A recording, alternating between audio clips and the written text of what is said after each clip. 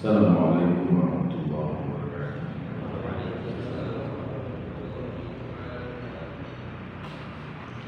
Alhamdulillah,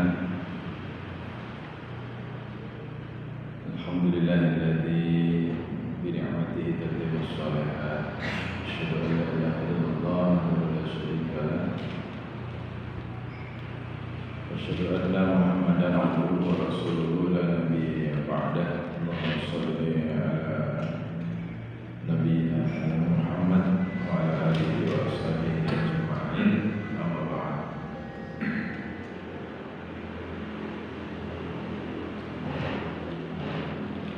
Bapak Ibu saudara jamaah salat dan kuliah subuh si salam dirahmati Allah.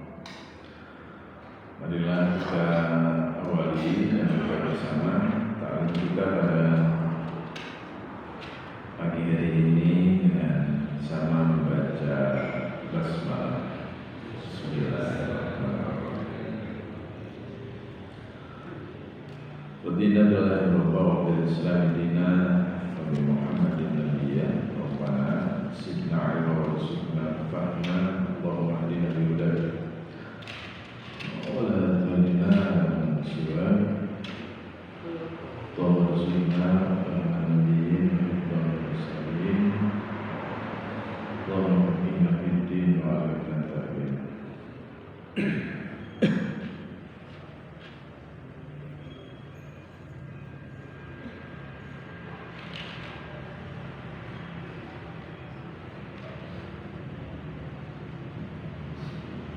Jadi hadirat rahimakumullah. Alhamdulillah kita bersyukur kepada Allah pagi hari ini kita dengan nikmatnya bisa memenuhi segala perintahnya semenjak kita dibangunkan oleh Allah. Kita berdoa alhamdulillahilladzi ahyana ba'da ma amatana wa ilaihi nusyur. Kita pula bisa memenuhi amalan sunnah insyaallah yang salat subuh di sini sudah diawali dengan yang mulai di rumah masing-masing. Maka itu kita berucap alhamdulillah dari nikmatihi tatimmu shalihat. Alhamdulillah yang dengan nikmatnya kita bisa gunakan untuk memperbanyak amal saleh. Dan ini setelah kita laksanakan sholat jamaah subuh secara berjamaah, kita lanjutkan. Jadi amal soleh setelah tidur sampai qomat subuh saja kalau kita bisa penuhi ada 21 rakaat salat sunnah ya. Kalau mau dihitung subuh wudu 2 rakaat. Jadi kalau kita mau menggunakan seluruh nikmat waktu as-sihhah wal faragh, kesehatan dan kesempatan kita gunakan dengan baik, bangun tidur sampai qomat subuh kita ada kesempatan melaksanakan 21 rakaat salat sunnah. Pertama 2 rakaat salat syukur dulu. Ini yang menjadi percontohan paling kuat dalam hal ini adalah sahabat Umar bin Khattab. Sampai Rasulullah terkadang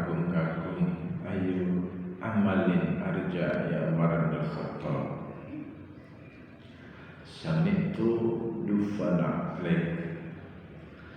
Ya, saya diperdengarkan oleh Allah bahwa dua terompah Anda, hai sahabat benar, itu suaranya sampai ke surga. Jadi kalau sandalnya saja sampai ke surga, apalagi orangnya. Rasulullah tanya, ayu amalin arja, gerangan apa amalan yang paling Anda andalkan sampai dua terompah Anda bisa masuk ke surga suaranya? Jawabannya, sholaitu rak'atain ba'da kulli wudu. Saya selalu sholat 2 rakaat syukur wudu ataupun 2 rakaat setelah wudu. Jadi ternyata kalau kita bisa sholat sunnah 2 rakaat setelah setiap wudu, ya, pagi, siang, malam, itu sandalnya saja masuk surga, apalagi orangnya.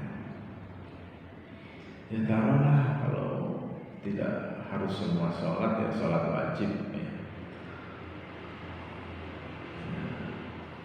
Sholat wajib tentu kalau pengen bisa syukur wudu harus selalu punya wudu sebelum adzan kalau bisa, ya, minimal tadi asal adzan kedengar cepat wudu dan sholat. Itu pun kalau masjidnya dekat. Maka kalau subuh seperti ini itu hendaknya kita sudah melaksanakan 21 rakaat sebelum sholat subuh, 2 rakaat subuh dulu, ya, kemudian 2 rakaat iftataha Rasul sallallahu alaihi wasallam bi rakaatain khafifatain, 2 rakaat sholat sunnah iftitah sebelum tahajud. Ya, kemudian 8 rakaat tahajud, 8 tambah 2 tambah 2 12, ya, ditambah 3 rakaat sholat witir berarti 15. Oke, 15 setelah 15 kemudian kita kalau rumahnya dekat 2 rakaat salat sunnah fajar. Salat sunnah fajar ya salat sunnah qobliyah subuh. Tidak ada lain. Salat sunnah fajar itu salat sunnah qobliyah subuh. Ya, itu 2 nama 1 salat. Jadi nggak ada salat sunnah fajar sendiri, salat qobliyah subuh sendiri, itu nggak ada. Yang ada rakaat al-fajri khairum minad dunya wa ma fiha.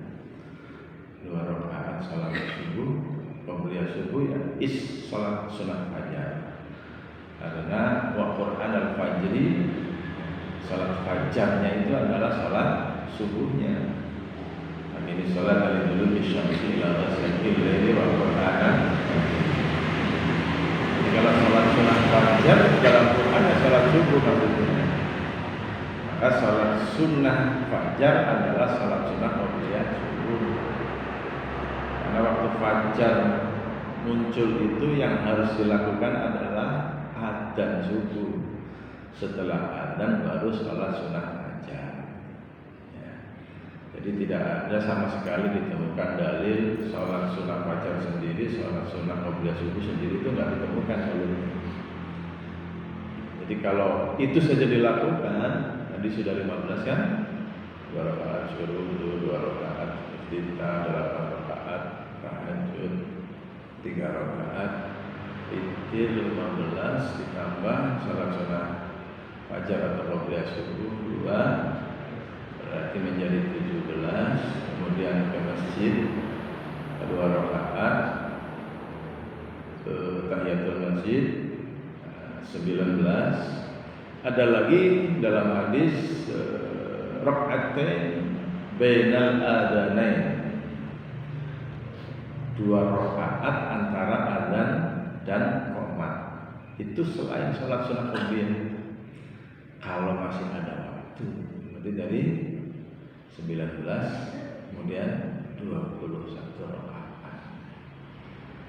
Jadi kalau kita mau beramal soleh, jadi sholat sunnah bangun tidur sampai qomat subuh itu sudah ada 21 rakaat. Kalau rumahnya jauh bisa 23 rakaat. Sebelum keluar rumah bisa sholat sunnah safar atau 2 rakaat sebelum keluar rumah.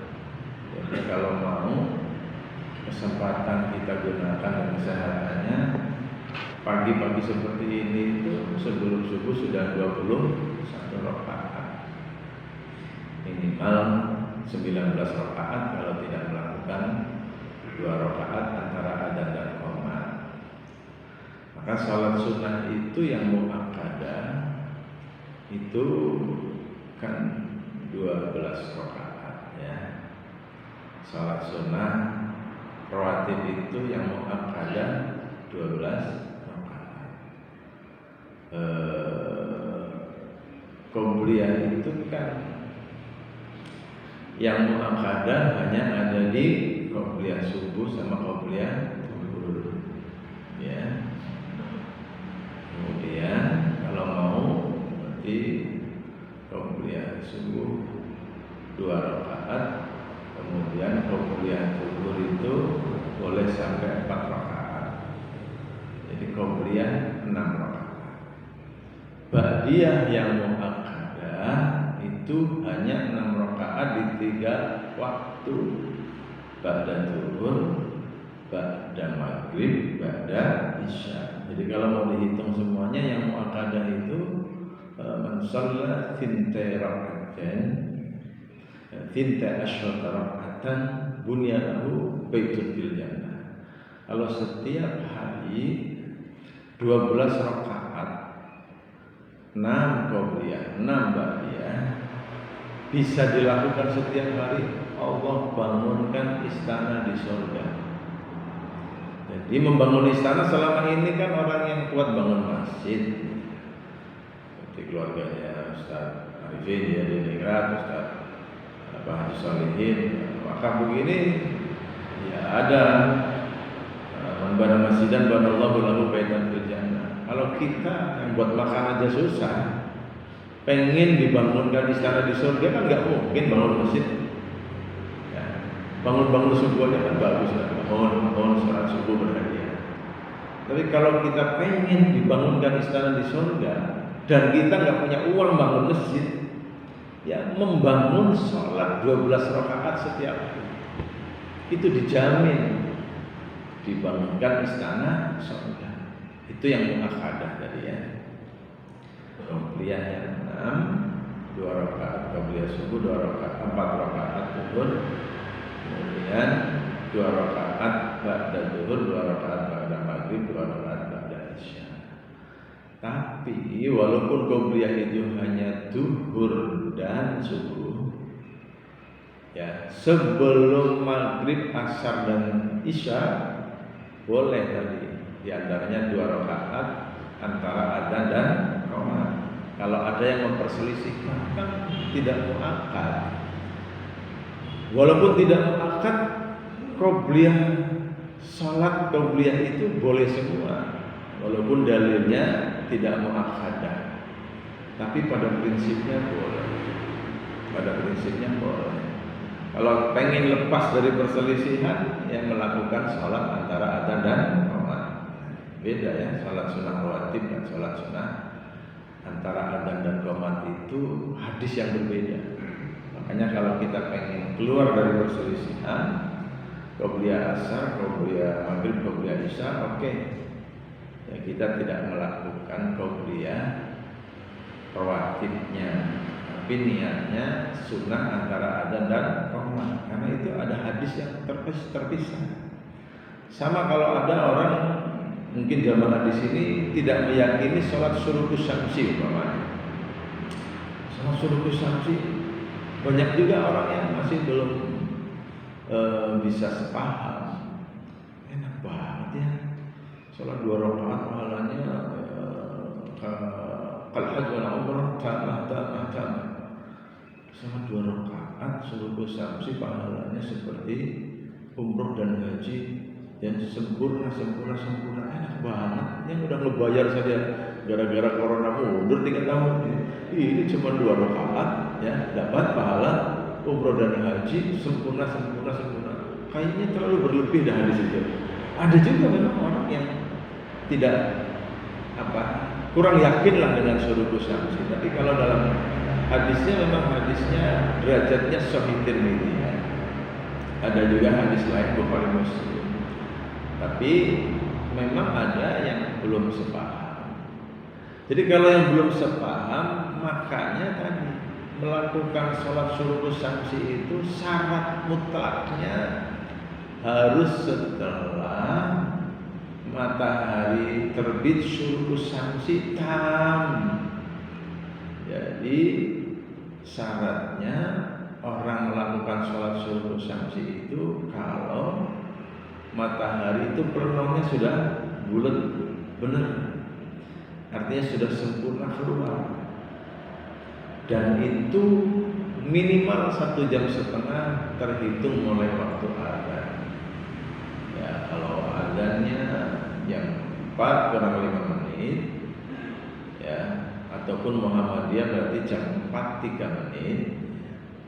Nah, Muhammadiyah itu mundur 8 menit dari umumnya orang lain ya. Itu berarti taruhlah jam 4, berarti paling cepat tengah 6 baru boleh sholat syurukus syamsi. Maka kalau tidak yakin dengan syurukus syamsi, ya berarti sholatnya sholat subhatud duha, sholat duha di awal waktu. Jadi kalau ada orang yang sholat syurukus syamsi kurang yakin, karena pahalanya terlalu berlebihan itu, seperti haji umroh sempurna, ada juga kan yang kurang yakin, karena pegangannya sebuah 10 tahun betul makat haji urusan daftar orang boleh pahala haji dan umroh sempurna cukup dengan 2 rakaat. Tapi memang tidak mudah Bapak Ibu. Menanti 1,5 jam di masjid itu rasanya lebih lama daripada 10 tahun menanti haji. Ya enggak? Coba kasuku laka ponggol, laka wedang, laka ngaji sampean gongor 1,5 jam ngenteni nang masjid dhewek kan ruk-ruk. Dari bocah hilang, ya kan?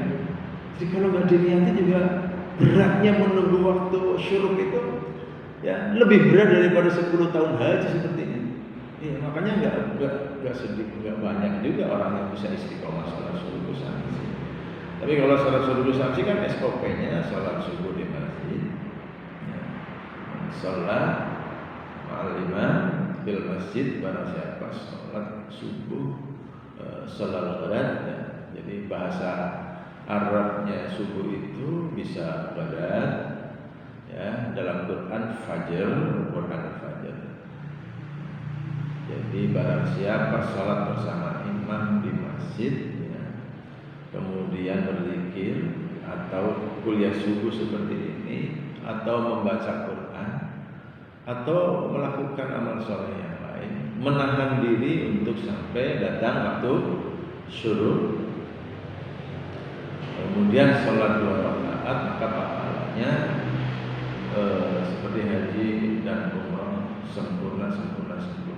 Itu memang tidak mudah juga memaksakan orang lain bisa yakin seperti kita yang yakin.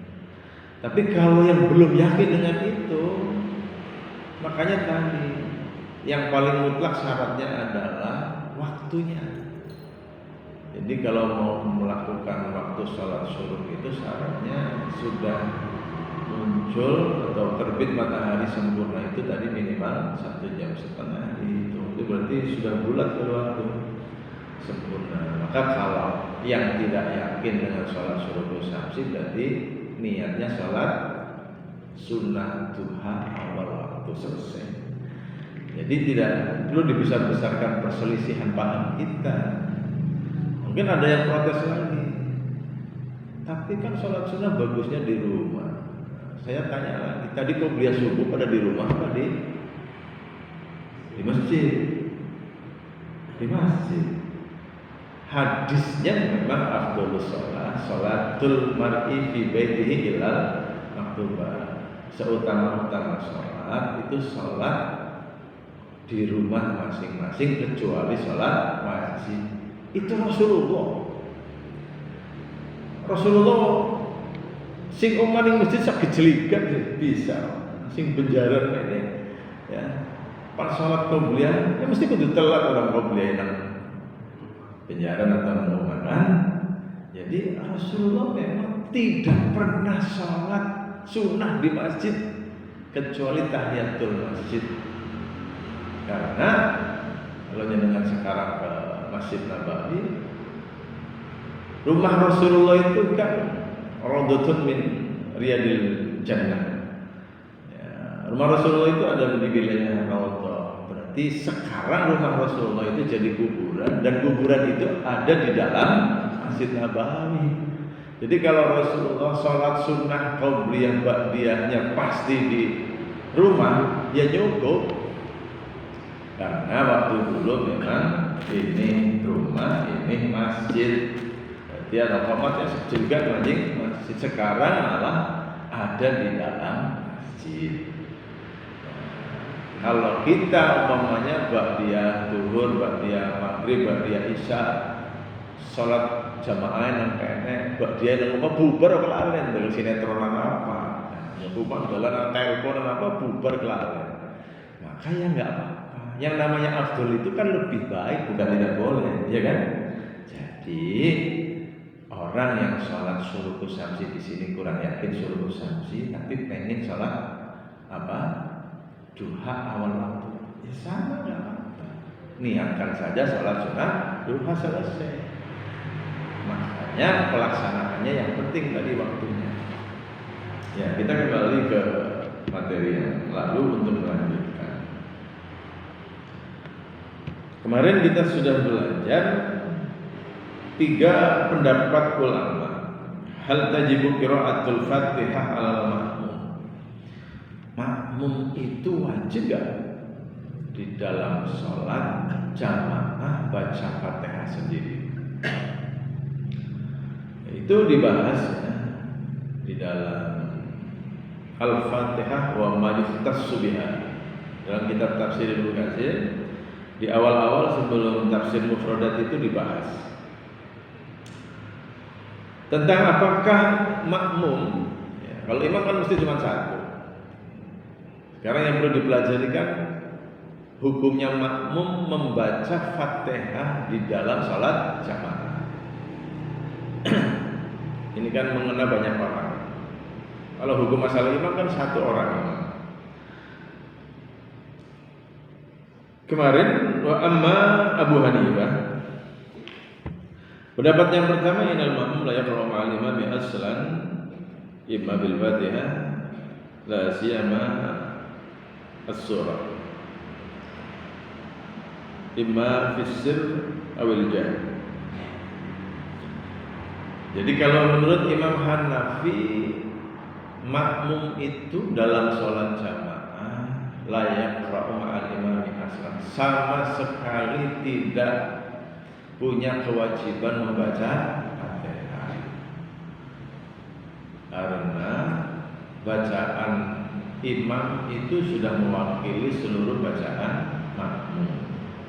Itu ada dalam hadis Jabir bin Abdullah qala Rasul sallallahu alaihi wasallam man kana lahu imam fa qira'atul imam lahu qira'ah rawahu Ahmad. Jadi kenapa Imam Hanafi mengambil kesimpulan atau keputusan tidak wajib bagi makmum sholat jamaah untuk baca Fatihah sendiri? Karena hadis dari Jabir bin Abdullah Rasulullah bersabda man kana lahu imam fa qira'atul imam lahu qira'ah. Barang siapa yang punya imam berarti sedang menjadi makmum, fa qira'atul imam lahu qira'ah, maka bacaan imam sudah mewakili seluruh bacaan makmum. Hadis Ahmad walakin al hadis dhaif. Tapi hadis ini lemah. Makanya Muhammadiyah, NU dan umumnya ormas Islam tidak mengambil pendapat Imam Hanafi khusus dalam urusan hukum membaca Fatihahnya makmum dalam sholat jamaah. Padahal Imam Hanafi hampir seluruh pendapatnya dipakai Muhammadiyah dalam hal lain, dipakai NU dan Muhammadiyah dalam urusan azan, dipakai Muhammadiyah dan yang lain dalam urusan sirul basmalah. Tapi dalam urusan apakah makmum wajib membaca Fatihah sendiri saat sholat berjamaah, tidak ada yang pakai. Makanya urusan madhab itu urusan madhab itu fanatik madhab yang nggak boleh, anti madhab juga tidak boleh. Nah, kita itu menjadikan madhab itu adalah penguatan pendapat saat pendapat imam madhab itu tidak bertentangan dengan hadis sahih. Ya, karena hampir seluruh imam madhab itu sepakat idza sahhal hadis bahwa madhabi. Kalau hadisnya sahih yaitu madhab saya. Itu hampir seluruh imam madhab pada prinsipnya seperti itu. Walaupun dalam beberapa hal seringkali ada perbedaan. Itu pendapat Hanafi. Jadi apa? Kalau Hanafi tidak wajib makmum baca Fatihah sendiri. Kemudian wa amma Ibnu Hanbal wa jumhurul ulama innal makmum yaqra'u fi ma asarra al-imam wa la yaqra'u fi man jahara bihi illa mujarradas sima. Kalau pendapat Imam Maliki, Hambali, kalau dalam sirul basmalah koalisinya Hanafi dan Hambali. Hanafi dan Hambali itu sirul basmalah. Ya, Maliki adamul basmalah. Kalau Imam Maliki tidak baca basmalah karena tidak yakin ayat. Kalau Syafi'i baca dan harus jahar. Kalau Hanafi dan Hambali baca bismillah itu wajib tapi sirri hati. Tapi dalam urusan hukum wajib atau tidak membaca Fatihah makmum, Imam Hanafi tidak perlu baca Fatihah makmum. Apalagi saudara. Kalau Imam Maliki, Hambali dan jumhur ulama, berarti ini koalisi ini Maliki, Hambali, jumhur ulama. Pendapatnya adalah inal makmum yaqra'u fi ma asarra imam. Makmum itu wajib membaca Fatihah dan surat sendiri-sendiri saat sholat sir saja. Zuhur, asar, rakaat ketiga maghrib, rakaat ketiga dan empat sholat isya. Itu baru wajib baca sendiri karena imam bacaannya tidak keluar. Nah, itu. Wa amma fil jahri ila mujarradas sima. Tapi kalau sholat jahar pendapatnya Maliki, Hambali dan jumhur ulama cukup mendengarkan saja. Jadi kalau sholat subuh 2 rakaat makmum cukup mendengarkan. 2 rakaat pertama maghrib dan 2 rakaat pertama isya makmum cukup mendengarkan. Nah, nanti kalau rakaat ketiga maghrib, rakaat ketiga dan keempat isya, zuhur 4 rakaat, asar 4 rakaat, wajib baca sendiri karena makmum tidak mendengarkan bacaan. Itu ayatnya juga kuat ya, tentu ayat kuat ya. Al-A'raf 204, wa idza quri'al Qur'an fa'ansitu lahu fastami'u lahu wa ansitu la'allakum turhamun. Dalam Al-A'raf 204, kalau Quran sedang dibaca termasuk imam sedang membaca ayat, fastami'u lahu, maka tugasnya makmum hanya mendengarkan. Wa ansitu, kemudian hayati la'allakum turhamun, agar kamu mendapatkan rahmat. Jadi kalau ada Quran dibaca di sini, apalagi jahar, berarti yang lain tugasnya makmum mendengarkan saja. Itu Al-A'raf 204. Dalam keterangan hadis yang lain juga sama. ya. Oleh Rasul sallallahu alaihi wasallam wa yaqul la qira'ata ma'al imam syai'un. Ya, jadi inna Rasul sallallahu alaihi wasallam yaqul la qira'ata ma'al imam syai'un. Haditsun sahihun li Muslimin. Tidak ada bacaan untuk makmum sama sekali saat imam sedang baca. Itu namanya la qira'ata ma'al imami syai'un. Tidak boleh ada orang satu pun membaca apapun kalau imam sedang baca, ya, artinya jahar. Kemudian di dalam hadis yang lain yang namanya ju'ilal imam liutamma bihi. Imam itu untuk diikuti. Idza kabbara fakabbiru, kalau imam takbir maka makmum baru ikut takbir. Wa idza qara'a fa'ansitu, kalau imam baca maka dengarkan, bukan balapan baca, dengarkan. Tidak boleh baca sendiri-sendiri. Hadis rawahul khamsah illa Tirmidzi wa hadis hadis sahih. Jadi banyak sekali hadis-hadis yang lain. Karena waktu kita terbatas, sudah cukup satu ayat dan dua hadis mewakili. Kemudian pendapat yang ketiga, wa amma Syafi'i innal ma'mum yaqra'u fi ma as-saral imam ummal kitab wa ghair. Kalau Imam Syafi'i pendapatnya lebih hati-hati. Innal ma'mum yaqra'u fi ma as-saral imam. Di dalam sholat sir sekalipun, ya, di dalam sholat sir Imam Syafi'i tentu innal ma'mum yaqra'u fi ma as-saral imam. Kalau dalam sholat sir sudah pasti wajib membaca, ya, immal Fatihah wa ghairuha, baik bacaan Fatihah ataupun surat setelah Fatihah. Wa fi ma jahara, tapi di dalam sholat jahar illa ummal kita, makmum tetap berkewajiban membaca Fatihah fi nafsi.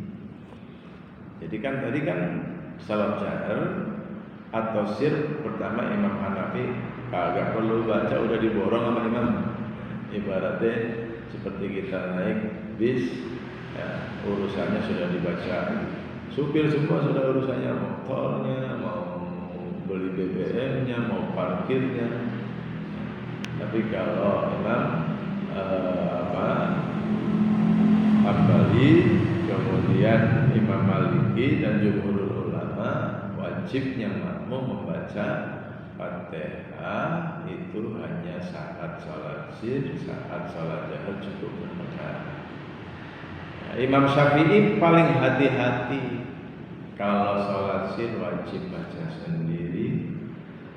Kemudian baik Fatihah ataupun surat setelah Fatihah. Wa fi majahara ila amal kita. Di dalam sholat jahar makmum tetap berkewajiban membaca sendiri-sendiri. Kan beda semua tuh. Nah, kita sepakat apa? Sepakat pendapat itu tentu semuanya yang paling dihindari pendapat Imam Hanafi dalam urusan ini, karena jahar atau sirus menang bagus diborong imam, ya. Itu kita kurang sepakat, karena diteliti hadisnya juga tidak sahih. Tapi kalau pendapat Maliki dan Hambali, ya, cukup kuat karena ada Qur'annya, nggak mungkin Qur'an salah. Tapi kalau Imam Syafi'i lebih hati-hati. Siapa yang bisa menjamin saat imam baca Fatihah makmumnya pasti ngedengerin? Jangan-jangan imamnya baca Fatihah nangganya lagi ngelamun. Ini kuncinya nanti dia ngawangnya rumah dikunci apa orang ini iwak dalam kasawur, iwaknya ditutupi apa orang kemarin, jangan-jangan pangan kucing. Kadang kita itu kan jasadnya di sini, pikirannya di jalanan. Nah, pertanyaannya kalau menurut Imam Syafi'i, kalau tidak membaca sendiri, makmum Padahal banyak hadis la sholata liman lam yaqra bi Fatihatil Kitab, ya kan? Orang tidak akan sempurna sholatnya kalau tidak baca Fatihah. La sholata liman la Fatihata lahu, tidak sah setelah seseorang kalau tidak punya Fatihah. Mempunyai Fatihah itu bisa karena baca sendiri, bisa karena mendengarkan. Imam Syafi'i mendengarkan nggak ada jaminan. Jadi kalau umpamanya ada makmum tadi 50 orang umpamanya, ada jaminan nggak 50 orang saat imam baca Alhamdulillahirabbil alamin sampai waladhdallin, ada jaminan nggak semuanya mendengarkan? Jangan-jangan juga ada yang makmum tapi nggak ngantuk-ngantuk sebelum yang didengarkan apa orang lagi ngantuk. Jadi kalau ngantuk berarti otomatis dalam sholatnya tidak mendengarkan bacaan imam. Berarti dia nggak punya Fatihah, maka nggak sah sholatnya. Nah, untuk itu akhirnya ulama bersepakat.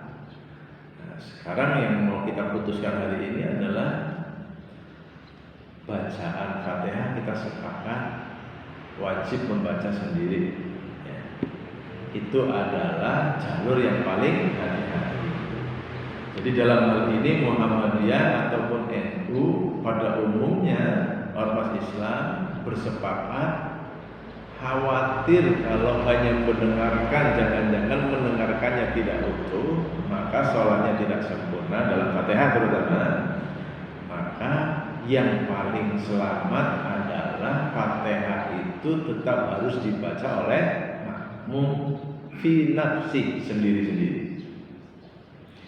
Nah, pertanyaannya hari ini adalah bacanya kapan? Kalau bacanya saat imam ya qul huwallahu ahad, nang kene makmumnya ngurusi bismillahirrahmanirrahim. Alhamdulillah.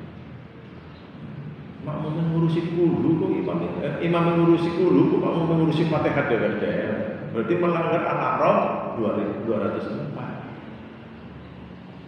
Hadis yang tadi wa idza qara'a fa'ansitu juga dilanggar. Dibilangin kalau imam membaca harus didengerin, kok baca sendiri-sendiri. Ya, di dalam Al-Qur'an la'allakum turhamun, yang akan mendapatkan rahmat Allah itu kalau imam sedang membaca Al-Qur'an, makmumnya mendengarkan, fastami'u lahu. Enggak ada faqra'u. Kalau Quran sedang dibaca maka baca sendiri-sendiri, nggak ada. Yang ada wa idza quri'al Quran, kalau ayat Quran dibaca maka fastami'u lahu, dengarkan secara seksama, wa ansitu dan hayati, kuat-kuat. Nah, kalau di sini ngurusin bacaan sendiri, maka itu ada beberapa kesimpulannya.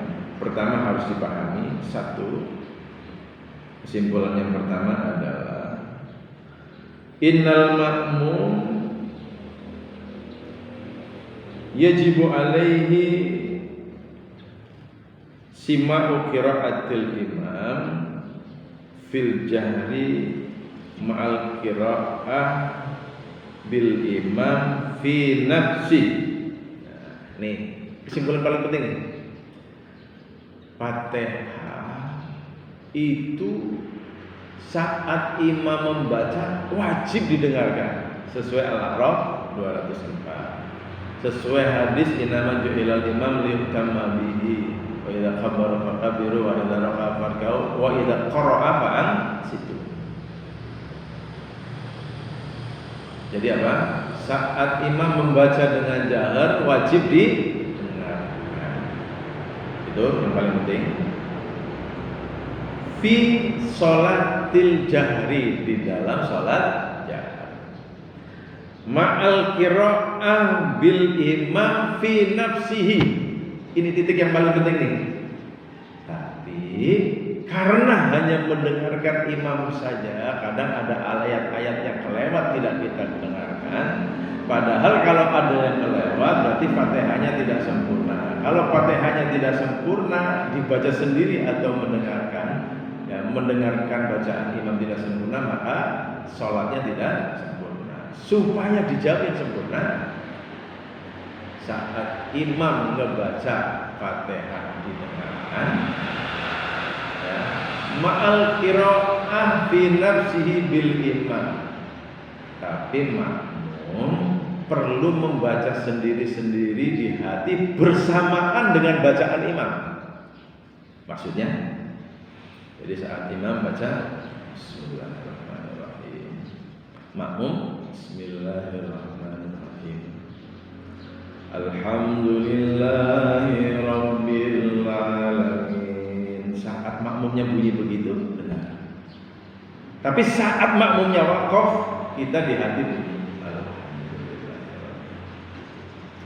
Ar-Rahmanir-Rahim. Bunyi suara imam kita dengarkan. Saat imam wakaf, kita membaca sendiri. Maliki yaumiddin. Imam baca, kita dengar. Imam wakaf, kita baca di hati. Terus per ayat begitu. Maka saat imam Siratal ladzina an'amta 'alaihim ghairil maghdubi 'alaihim waladdallin. Nah, wakaf, kemudian imam amin, baru setelah itu makmum amin. Dalam hadis Sahih Bukhari Muslim, ya, idza ammanal imam fa amin.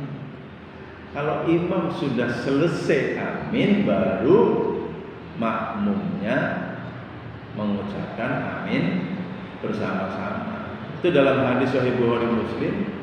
Aminnya imam itu nggak boleh dibarengi makmum, karena tadi judulnya kabbara fakabiru raka'a farka'u wa idza qara'a fa'ansitu wa idza ammana fa'amin. Kalau imam sudah takbir, baru makmum ikut takbir. Kalau imam sudah ruku, baru imam ikut ruku. Kalau imam sudah membaca, makmum mendengarkan. Kalau imam ammanal imam fa'aminu, itu artinya apa? Ammanal imam itu artinya fi'lul madhi. Kalau imam sudah selesai baca amin, jadi kalau imam-imam di haram itu bacanya rata-rata nyambung. Waladdallin amin, baru makmum amin. Jadi imam itu kan liyutama bihi, untuk diikuti, tidak dibarengi. Maka semenjak takbirnya nggak boleh dibarengi. Imam dulu takbir, makanya kan fi'lulnya madhi. Kabbara fakabir. Kalau sudah selesai takbir imam, baru makmum bertakbir. Wa idza raka'a farka'u. Kalau imam sudah selesai ruku, baru makmumnya ikut ruku. Kan nggak ada kan keterangan hadis makmum sama imam harus bareng-bareng. Dalam hadis aminnya juga begitu, nanti kita pelajari. Idza ammanal imam fa amin. Kalau imam sudah selesai amin, baru makmumnya amin. Makanya kalau imam-imam di haram itu aminnya biasanya semuanya nyambung sama waladdallin. Waladdallin amin. Baru makmumnya amin. Tapi nek imam yang ambekan tuli, ya diselip makmum. Waladdallin. Ambekan tuli. Pamane bocah cilik kadang tebedol wis ben, kan. Jadi kalau kita mau teliti hadis-hadis itu, imam itu diikuti, tidak boleh dibarengi. Apa maning diselipi, ya. Apalagi didahului. Kalau yang mendahului nanti kepalanya di hari kiamat akan menjelma kepala keledai, gitu kan? Karena senang nyelip sih, senang balapan, ya. Maka nggak boleh. Jadi yang ingin saya sampaikan, yang paling selamat baca Fatihah itu didengarkan per ayat, maka seluruh imam harus, ya, fardu ain membaca Fatihah itu per wakaf harus berhenti. Karena selain memberi ruang makmum baca sendiri-sendiri, di dalam hadis qudsi, nanti kita pelajari besok. Di dalam hadis qudsi per ayat itu Allah akan menjawab. Ya. Di dalam Hadis qudsi nanti kita bahas. Kenapa imam sholat itu per ayat Fatihahnya wajib berhenti? Betul-betul apa? Ya, Bismillahirrahmanirrahim. Itu kan ayat pertama. Boleh sir, boleh jahar ya. Alhamdulillahi Rabbil Alamin. Paham? Karena setiap Alhamdulillahi Rabbil Alamin dibaca, Allah akan menjawab Hamidani Abdi. Jadi kalau orang membaca Fatihahnya disambung Alhamdulillahi Rabbil Alamin Ar-Rahmanir-Rahim, itu berarti apa? Ngeletek Gusti Allah. Allah mau menjawab kok nggak dikasih kesempatan. Ini hadis qudsi. Hadis qudsi itu artinya apa? Ayat Allah yang tidak ditulis di Quran. Nanti akan dijelaskan. Kita jelaskan besok. Kenapa? Imam itu wajib wakaf dalam surat Fatihah per ayat. Jangan disambung. Kadang terutama sholat tarawih. Ada orang sholat tarawih ya hanya 7 menit dalam 23 rakaat. Apa ambekan orang los-losan gitu ya? Ya kan ada kan? Pernah kita lihat di Pasuruan apa? Kan kadang kalau sholat tarawih itu kan supirnya supir bis patah semua. Alhamdulillahirrahmanirrahim, itu melanggar hadis qudsi. Ya, nggak boleh. Karena Allah per ayat Fatihah akan langsung menjawab. Ya, Alhamdulillahirabbil alamin. Hamidani abdi. Ar-Rahmanir-Rahim. Atsna alayya abdi. Per ayat Allah akan langsung menjawab. Kita mau minta kepada Allah, Allah mau menjawab, nggak dikasih kesempatan. Ya, berarti kita menganggap Allah itu sepi. Ya, ini perlu dipelajari tuh, terutama para imam ya. Jadi jangan sampai membiasakan dalam surat Fatihah menyambung antara ayat ke ayat. Harus wakaf. Selain itu hadis qudsi memberi kesempatan Allah menjawab. Yang kedua, memberi ruang untuk makmum membaca bacaan imam per ayat untuk diikuti, supaya tidak melanggar Al-A'raf 204 tadi. Kalau makmum baca Fatihahnya setelah imam walantolin, imamnya ke Jakarta, makmumnya ke Surabaya. Karena imamnya ngurusin kulhu, makmumnya ngurusin Fatihah sendiri-sendiri. Padahal saat imam baca harus didengarkan. Untuk selamat dari itu, yang harus dipraktekkan imam adalah Alhamdulillahirabbil alamin. Makmumnya ya Allahnya menjawab Hamidani abdi, makmumnya diberi kesempatan per ayat. Alhamdulillah. Ya, Ar-Rahmanir-Rahim. Ya, Allahnya menjawab.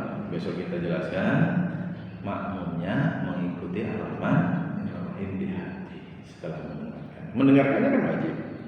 Tapi kalau hanya mendengarkan tidak mengikuti, yang dikhawatirkan ada beberapa ayat yang lewat tidak didengar. Kalau tidak didengar, berarti Fatihahnya tidak sempurna, sholatnya tidak sempurna. Makanya membaca Fatihah itu yang paling bagusnya makmum tetap wajib diikuti ayat per ayat.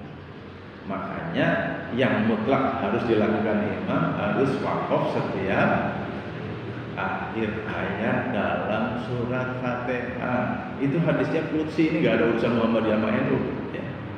Itu hadisnya qudsi ya, nggak ada urusan kepentingan golongan ya. Jadi kita pelajari supaya jelas. Jadi apa? Membaca, mendengarkan per ayat, imam berhenti di setiap akhir ayat, memberi kesempatan Allah menjawab, memberi kesempatan makmum untuk mengikuti ayat per dibaca di dalam hati masing-masing. Itu yang paling penting saya simpulkan pada pagi hari ini.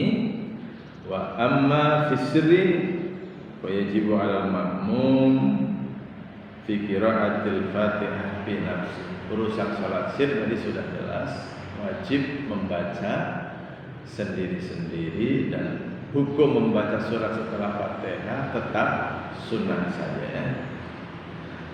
Kemudian untuk yang masbuk, biasanya kan ada yang masbuk, ini urusan masbuk itu gimana?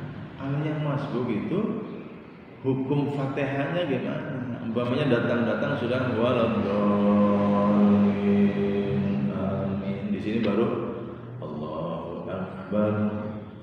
Itu hukumnya si makmum tadi kan belum mendengarin Fatihah. Oke. Nah ini datang sudah waladhdallin, berarti imam sudah ngebaca surat setelah Fatihah. Bagaimana hukum sholatnya makmum? Ya, jadi kalau itu hukum sholatnya, ya, jadi kalau makmum itu batasan sah terhitung rakaat ataupun tidak itu kan man adraka raka'atan faqad adrakas shalah.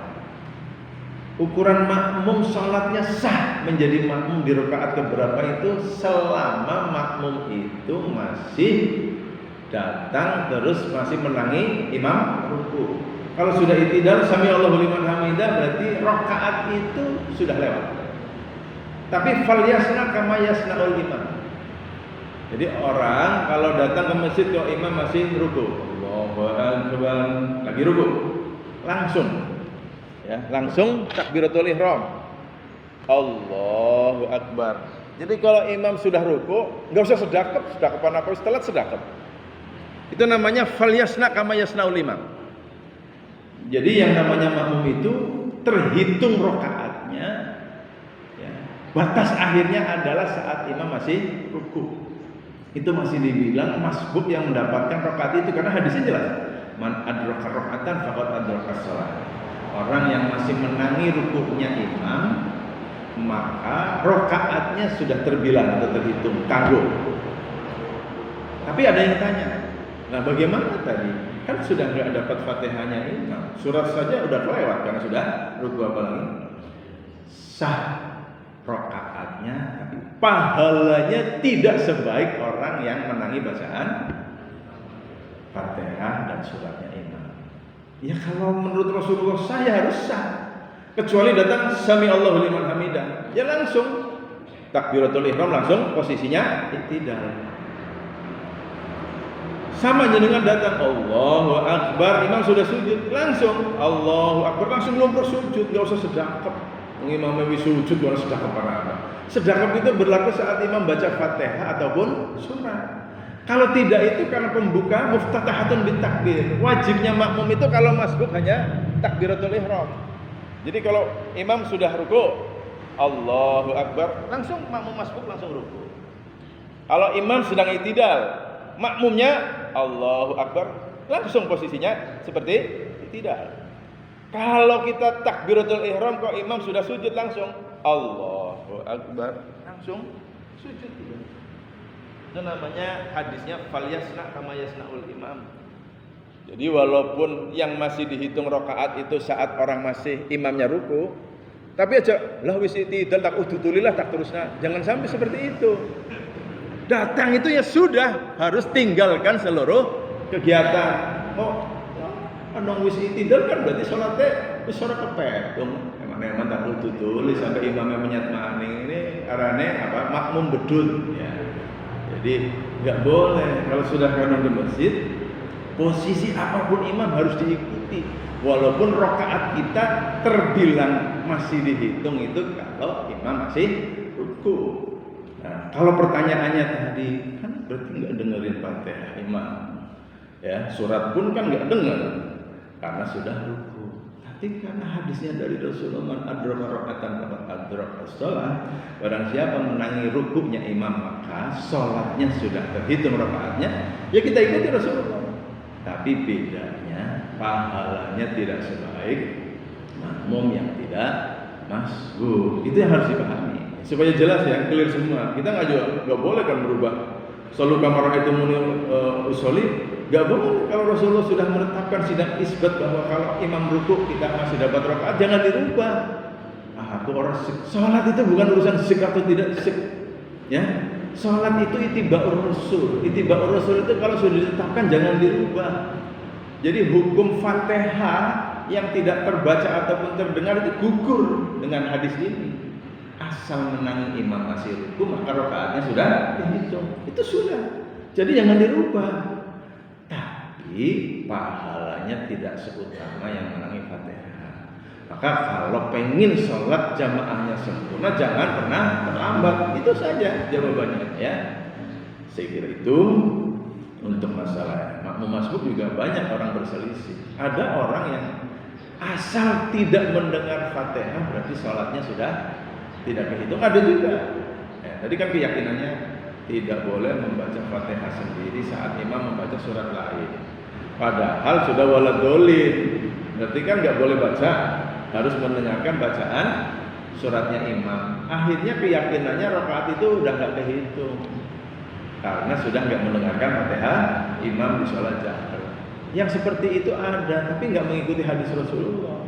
Tetap hukumnya siapapun makmum masbuk asal menangi ya ke sholat jamaah, imam lagi ruku, ya rakaat itu masih terbilang ataupun sudah dihitung, ya. Tapi aku rasa kalau urusan ibadah mahdoh jangan sampai sik, karena urusannya contohnya gimana yang Rasulullah terapkan, gitu ya. Wallahu a'lam bishawab.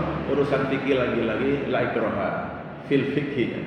Fikih itu nggak bisa dipaksa, keyakinan saya dengan mesti sama.